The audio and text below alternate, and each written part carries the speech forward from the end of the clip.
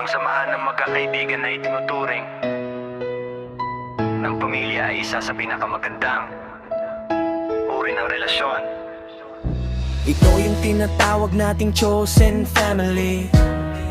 Yeah, Love Clinic. Yan mga taong hindi mo man kamag-anak sa dugo, pero sila ang kasama mo sa hirap at ginhawa. Narito ang ilang katangilan kung bakit nagiging parang pamilya ang isang barkada. Walang filter o totoo sa isa't isa. Sa harap nila, hindi mo kailangang magpanggap. Alam nila ang pinakamababang punto ng buhay mo at ang pinakamasasayang sandali. Tanggap nila ang tunay na ikaw.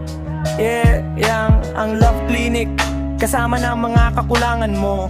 Andyan lang kahit hindi magkasama,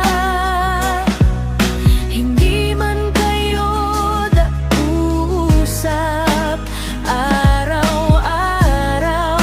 Kapag may nangyaring emergency o kailangan mo ng masasandalan, sila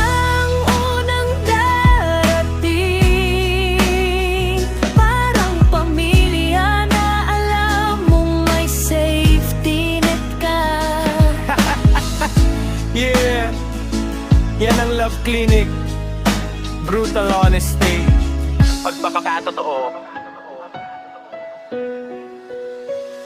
ang tunay na kaibigan na parang kapatid na pagsasabihan ka kapag mali ka. Hindi sila natatakot na saktan ng damdamin mo kung ito ay para sa ikabubuti.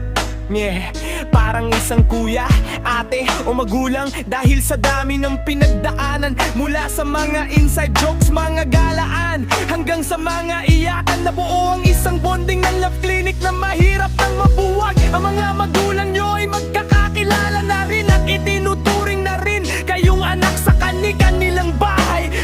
Walang bilangan sa magkakaibigang parang pamilya. Walang sumbatan sa libre o tulong. Ang mahalaga ay ang suporta sa bawat isa para lahat ay umasenso. Friends are the family.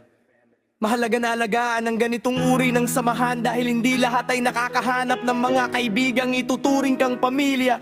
Gusto mo bang gawan natin ng isang maikling mensahe o tula para pasalamatan ang mga kaibigan mong itinuturing mong pamilya?